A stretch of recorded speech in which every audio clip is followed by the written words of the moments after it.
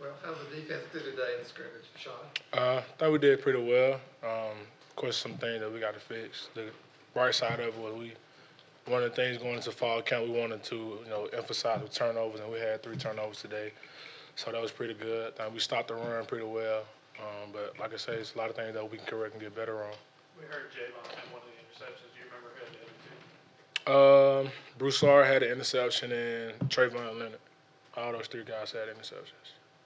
Who did they pick off? Can't remember who was that quarterback. Is it good to just see the secondary doing that in the scrimmage? They've talked a lot about wanting to get them turnovers again after. Yeah, it's good for me, seeing it as a Mike linebacker, good for those guys, confidence, and for other guys to see it, as well. Because the question, quote unquote, for our defense is the back end. I don't think it's really going to be a problem for the day. We saw that they're able to make plays, and they came up and made some big tackles in the box. So I think it's a good confidence booster for those guys to see that they're able to actually make those plays. Can you really believe that that's a question, Deshaun? I mean, I understand losing Carlton and Stephen matters, but at the same time, Javar is there's enough analysis out there that shows how dominant he was, and Jamel and how dominant he was. And it's not like Jeremiah and Daniel didn't play. Exactly. So can you really wrap your head around that that's the quote-unquote question, and yet you have those players? I mean, I always laugh when people said that, our back end was going to struggle, or it's the lacking part of our defense. Because, like you say, we have guys back there that are able to make plays, and of course they weren't big, second-round pick type guys as Carson. I mean, he's kind of a one-of-a-kind guy. You can almost possibly say. But, I mean, Dean is a freak of nature. Javar has made a lot of plays for us last year. Was a freshman All-American, freshman All-SEC. Daniel Thomas is a big body safety who can come and tackle, but he has the speed and ability to cover receivers. 20 is the brains of the whole operation back there. Jeremiah, he makes a lot of plays when the ball's in the air. He has great ball skills. So, I mean, I'm not worried at all. And I don't know how a lot of other people are, but that's just the outlook of it. How much for Jeremiah specifically, with the communication and all that, like you say, and Kevin's talked about this too, how much do you think that it helped him being at the nickel in particular and being that much just closer to the calls and having to know that? I think he plays a lot in it, by him just knowing the defense, him, like you say, being in that nickel, being in that box, knowing where a lot of people have to fit, being on the back end, knowing where he can step in and make a lot of plays when runs are to, spit out or whatever. And our nickel and safety are kind of mirror positions because we do a lot of bouncing in the secondary, and sometimes our safety have to come down and play nickel. So, I think it's good for him to have that experience in the box, and it gives him the ability to make calls in the back end because he knows what's going on. Sean, we've heard about, obviously the freshman guys that were here in the spring, Smoke and Jam. What have you seen out of your Mobile boy and Roger McCreary? He made a lot of plays today. He made a lot of big open field tackles. He's still picking up on the playbook. He's still learning the playbook. But what I like seeing from him is he's actually up there with the coaches. After we're not having meetings, like we're on lunch right now, he's usually, get his lunch, eat his food, then he go and talk to a GA, or he wants to get an extra film in with the players to see what should I do on this play, what should I do on this play. Okay, when they do motion here, he want to know all the adjustments. So he's trying to become a student of the game. But what stood out to me today, he made a lot of open field tackles and some big plays on third down also. You think he's a guy that's going to be able to help pretty early? Yeah, I think he can help us right now. I mean, we got a lot of talent in the back end, so I don't know if you'll see a lot of them. I don't know how they're going to rotate. That's for the coaches. But if he was out there, I can tell you I wouldn't be worried at all because I know the heart that's in him. He showed the ability to tackle. He showed the ability to cover guys like Ryan, to cover guys like Slayton in one-on-one situations. So, like I said, I don't know how much they're going to use him, but I know his ability. I know his heart. So if he's out there, I know he can make some plays. What about those linebackers, the newcomers that you all know? Really, who's standing out to me right now is Kobe McLean. To me, he's separating himself from, the freshman class, the freshman bunch. He made a ton of tackles in the scrimmage today. When we're doing one-on-one things in practice, or when we're doing physical stuff, he's 202, but he sticks every pound in you. He hits you with that 202. 202 is being released. And, he has the ability to cover receivers because he's a fast guy. He's not stiff at all. Still learning the playbook, but I think he's getting better and better every day. Josh Marsh has been doing a lot of good things. He's a elite sprinter, I think. And the guy can run fast, going straight ahead. So, he's trying to pick up the playbook. Michael Harris has been doing a lot of good things for us at Mike. He's still trying to, like I say, learn the playbook, but they're freshmen. That this is supposed to be a learning curve for them because we're installing every day. What we installed yesterday, we're going to call today on top of what we installed today.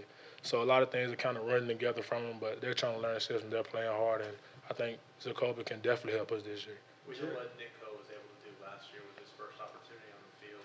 Just what have you seen from him entering his second actual season? He's growing. You can see the maturity side of it. You can tell he's pointing out a lot of things when his hands in the dirt. He see offensive linemen when they're light. He's calling delta calls. He can tell when guys are pulling and stuff, and that just playing experience. Getting those snaps, and he's trying to even help mold young guys that are on the defensive line. He's helping Richard out the buck position because he's played that position. He's been a freshman before, but he's matured a lot. How's he looked at that buck position? I know he's got the versatility to kind of play anywhere on the Nick line. or Richard? Nick. Oh, he looked pretty good. He looked really good. I think, me personally, I think he's better with his hand in the dirt.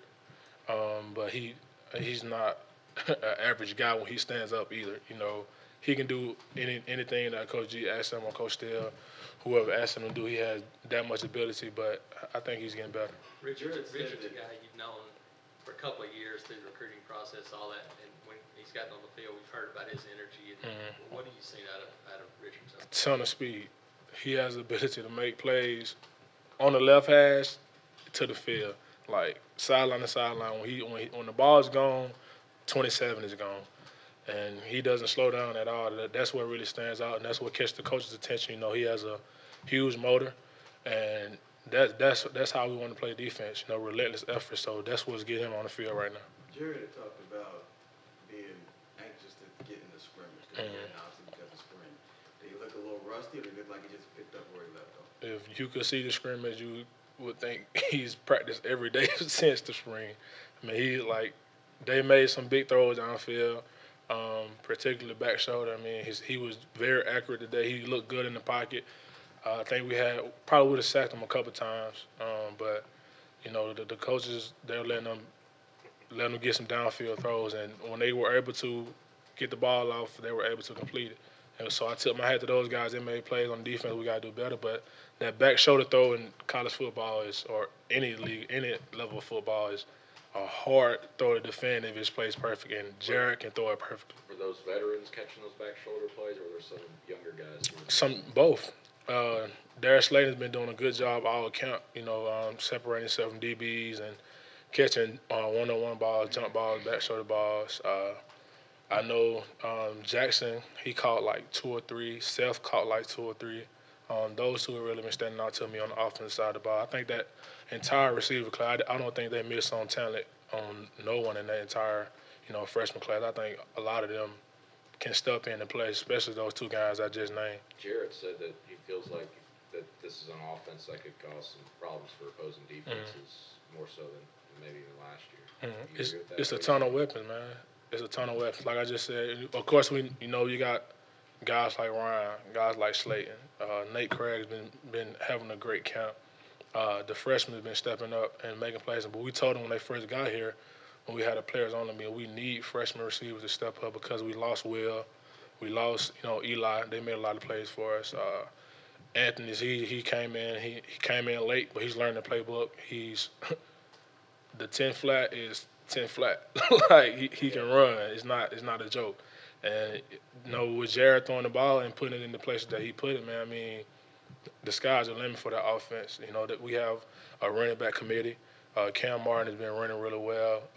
Whitlow's been running really well. Sean has really surprised me. I thought he was a speed guy, but he's kind of tough to run in between the tackles. He don't like getting tackled, I can tell you that. And he has a lower center of gravity, and he's a very strong running back. So he surprised me running in between the tackles, but he opened my eyes a lot. And then you have guys like CJ. I mean, it's a ton of weapons on the offensive side of the ball, and I think they're going to use them well. A few weeks ago, you said this defensive line could be one of the best in the country, if not the best in the country. What is it about that group that just makes them so special? And they don't get complacent. Every day they come to work, and it's because of the attitude in the room that they know if they mess up, it's another guy that behind them that can come and do the job. So it's just competition, and they don't get complacent. But Coach G don't let them get complacent. You know, he's on them each and every day. As linebackers, we're on them because we know for us to be successful, they have to be successful. So I mean, that's the energy in the room. They all want to get better and better each day. So if they keep getting better, I mean, I don't think a lot of fronts going to be able to block them. Deshaun, those young running backs, Whitlow and Asa Martin, do you think they're tough enough to run between the tackles against each Oh yeah, they definitely showed it. Booby showed it today. He showed it in the spring game. Asa he's been running really well. I can't remember, actually picture or vividly remember him running in between the tackles today. I can't remember him getting a lot of carries, but I know I seen it in regular practice when we were thudding tempo.